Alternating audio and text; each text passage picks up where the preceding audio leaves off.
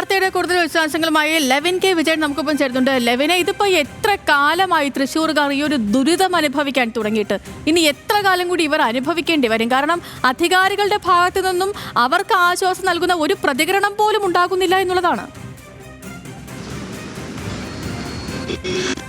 സേതു തൃശ്ശൂർ വഴി യാത്ര ചെയ്തിട്ടുണ്ടാകുമെന്ന് കരുതുന്നു. മുൻപൊക്കെ യാത്ര ചെയ്യുമ്പോൾ താരതമ്യേന എളുപ്പത്തിൽ ഏത് സ്ഥലത്തേക്കും പോകാൻ കഴിയുമായിരുന്ന സാഹചര്യം ഇന്നില്ല എന്നുള്ളതാണ് എടുത്തു പറയേണ്ടതായിട്ടുള്ള കാര്യം. തൃശ്ശൂരിലെ ഏറ്റവും പ്രധാനപ്പെട്ട പാത, സംസ്ഥാനത്ത് തന്നെ ഏറ്റവും പ്രധാനപ്പെട്ട ദേശീയപാതയായ 544-ലാണ് ഈ അവസ്ഥ നമ്മൾ കണ്ടുകൊണ്ടിരിക്കുന്നത്. ഇന്നൊരു ഞായറാഴ്ച ദിവസമാണ്. പക്ഷേ ഈ ഞായറാഴ്ച പോലും ഇതാണ് സ്ഥിതിയെങ്കിൽ പ്രവൃത്തി ദിവസങ്ങളിൽ എന്തായിരിക്കും എന്നുള്ള കാര്യം പറഞ്ഞു തരേണ്ട.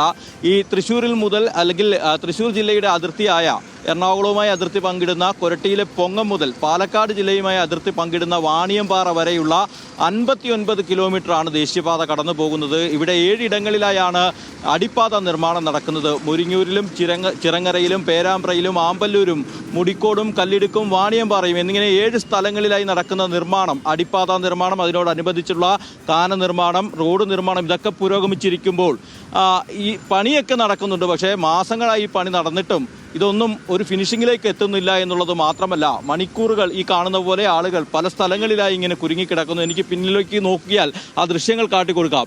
ഈ വാഹനങ്ങൾ ഇഴഞ്ഞു നീങ്ങുന്നത് ഒരു ഞായറാഴ്ച ദിവസമാണെന്ന് ഓർക്കണം. അധികം ആളുകൾ ആരും പുറത്തിറങ്ങാത്ത ഒരു ദിവസം ഇതാണ് സ്ഥിതിയെങ്കിൽ മറ്റുള്ള ദിവസങ്ങളിലെ സ്ഥിതിയെക്കുറിച്ച് പറഞ്ഞു തരേണ്ട ആവശ്യമില്ല. ആശുപത്രി, എയർപോർട്ട്, ജോലിസ്ഥലം, വിദ്യാലയം, ഇൻ്റർവ്യൂകൾ, അങ്ങനെ ജനങ്ങൾക്ക് അത്യാവശ്യപ്പെട്ട് പോകേണ്ട എല്ലാ സ്ഥലങ്ങളിലേക്കും ഈ ആളുകൾക്ക് ഇതുവഴി കടന്നു പോകണം. പക്ഷേ എല്ലാവരും മണിക്കൂറുകളോളം കുരുങ്ങിക്കിടക്കുന്ന അവസ്ഥയാണുള്ളത്. ആശുപത്രിയിലൊക്കെ പെട്ട് കൃത്യസമയത്ത് എത്താനാവാതെ ഗുരുതരാവസ്ഥയിലായവരും മരണം വരെ സംഭവിച്ചവരുമൊക്കെ ഉണ്ട് എന്നുള്ളതാണ് ദൗർഭാഗ്യകരമായ സത്യം. ഈ വിഷയത്തിൽ ഏറ്റവും അവസാനം മാസങ്ങളായി ജനങ്ങൾ പരാതി ഉന്നയിക്കുന്നു, ജനപ്രതിനിധികൾ സമരം നടത്തുന്നു. അങ്ങനെ ഈ വിഷയവുമായി ബന്ധപ്പെട്ടുകൊണ്ട് ഏകദേശം 8-9 മാസത്തോളമായി ഈ നിരന്തരമായി പരാതികൾ ഉണ്ടായപ്പോൾ ഹൈക്കോടതി ഈ വിഷയത്തിൽ ഇടപെടുകയും ജില്ലാ കളക്ടറോട് വിശദീകരണം തേടുകയും ജില്ലാ കളക്ടർ, റൂറൽ SP, അതോടൊപ്പം തന്നെ മറ്റ് വകുപ്പുകളിലെ ഉദ്യോഗസ്ഥർ എല്ലാവരും ചേർന്ന് ഒരു റിപ്പോർട്ട് ഹൈക്കോടതിക്ക് കൈമാറി. നാഷണൽ ഹൈവേ അതോറിറ്റി വേണ്ട വിധത്തിൽ കാര്യങ്ങൾ ചെയ്യുന്നില്ല, കരാർ കമ്പനി വേണ്ട വിധത്തിൽ കാര്യങ്ങൾ ചെയ്യുന്നില്ല, ഇങ്ങനെ നിരവധി റിപ്പോർട്ടുകളൊക്കെ കൈമാറിയിട്ടും ഹൈക്കോടതി പോലും ഈ വിഷയത്തിൽ ഇടപെട്ടിട്ടും കാര്യമായിട്ടുള്ള യാതൊരു തരത്തിലുള്ള ഒരു ഇടപെടലും ഉണ്ടാകുന്നില്ല എന്ന് തന്നെയാണ് പറയാനുള്ളത്. ചേട്ടാ, ഒരു മിനിറ്റ്, എന്താണ് പറയാനുള്ളത്? മാസങ്ങളായി തുടരുന്ന ബ്ലോക്കാണ്. എന്താ പറയുക ഇതിനെ പറ്റിയിട്ട്? ഇതിപ്പോ സ്ഥിരമായിട്ട് കാണുന്ന ഒരു സംഭവമാണ്. ഇപ്പോൾ ഇതിനെ പറ്റി ഒന്നും പറയാനില്ല. കാരണം എന്താ വെച്ചിട്ടുണ്ടെങ്കിൽ ഇവർ ഈ സർവീസ് റോഡ് വന്ന് അവനത് ശരിയാക്കിയിട്ട് വേണം ഈ പണി ചെയ്യാനായിട്ട്. അത് ചെയ്യണില്ല. പാവങ്ങൾ നമ്മൾ പെടുക കേട്ടാ. ഇതാണ് നമുക്ക് പറയാനുള്ളത്. ശരി, അദ്ദേഹം പറഞ്ഞ പോലെ തന്നെയാണ് കാര്യങ്ങൾ. ഈ സർവീസ് റോഡുകളുടെ അവസ്ഥയാണിത്. ഇത് മുരിങ്ങൂർ ഭാഗത്തുള്ള സർവീസ് റോഡിലാണ് നമ്മൾ നിൽക്കുന്നത്. ഈ സർവീസ് റോഡുകൾ കാണാം, ഇപ്പോഴും JCB ഇവിടെ പണിയുകയാണ്. കാരണം ഇതുപോലെ ഇത് കാണാം, ഇതാണ് അവസ്ഥ.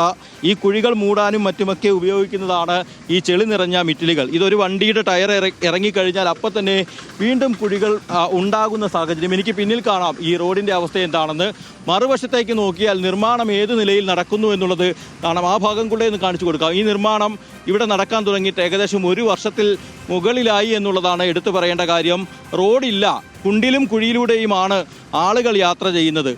ഒരു ഞായറാഴ്ച ദിവസത്തെ അവസ്ഥ ഇതാണെങ്കിൽ മറ്റുള്ള ദിവസങ്ങളിലെ കാര്യം പറഞ്ഞു തരേണ്ടതില്ല. കഷ്ടമാണ് ഈ കാഴ്ചകൾ കാണുന്നത്. കാരണം മനുഷ്യർക്ക് ഒരു പൊതുഗതാഗതം അല്ലെങ്കിൽ റോഡിൻ്റെ ഒക്കെ ഒരു അവസരം എത്ര നാളുകൊണ്ട് ഈ ഒരു ദുരിതം അനുഭവിക്കാൻ തുടങ്ങി എന്നുള്ളതാണ്. ഇത് മാത്രമല്ല, ഈ വിഷയങ്ങളൊക്കെ പലപ്പോഴും അധികാരികളുടെ, MP-യുടെ, MLA-യുടെ ഒക്കെ അടുത്തേക്ക് എത്തുമ്പോൾ, അല്ലെങ്കിൽ ഈ നാഷണൽ ഹൈവേയുമായിട്ട് ബന്ധപ്പെട്ടുള്ള ആൾക്കാരുടെയൊക്കെ അടുത്തേക്ക് എത്തുമ്പോൾ അവർ നൽകുന്ന പ്രതികരണം പോലും വിചിത്രമാണ്. ഒരു ആശ്വാസവാക്ക് പോലും പറയുന്നില്ല, ഇത് എന്നാണ് അവസാനിക്കുന്നതെന്ന് പറയുന്നില്ല. ആർക്കും ഒരു വ്യക്തതയും ഇല്ലാതെ എന്തൊക്കെയോ പണികൾ നടക്കുകയാണ്. മാത്രമല്ല, ഇതിനൊക്കെ സത്യം പറഞ്ഞാൽ ജനങ്ങൾ അവരുടെ സമയം, അവരുടെ വാഹനം, ഈ ഓരോ വാഹനമൊക്കെ ഒരു മനുഷ്യൻ അവരുടെ വലിയ സമ്പാദ്യമൊക്കെ കൊടുത്താണ് ഒരു വീട് വെക്കുന്നത്, ഒരു വാഹനം വാങ്ങുന്നതൊക്കെ അല്ലേ, സ്വപ്ന വാഹനങ്ങളൊക്കെ സ്വന്തമാക്കുക. എന്നിട്ട് ഇങ്ങനെയുള്ള കുണ്ടും കുഴിയും നിറങ്ങിയ കച്ചട റോഡിലൊക്കെ ഇറക്കി വാഹനം മുഴുവൻ ഇല്ലാണ്ടാകുന്ന ഒരു അവസ്ഥ കൂടി ഇപ്പോൾ നമുക്ക് നിലനിൽക്കുന്നുണ്ട്. ഇതിനൊക്കെ എന്തെങ്കിലുമൊക്കെ ഒരു ശാപമോക്ഷം കിട്ടുമെന്ന് പ്രതീക്ഷിക്കും.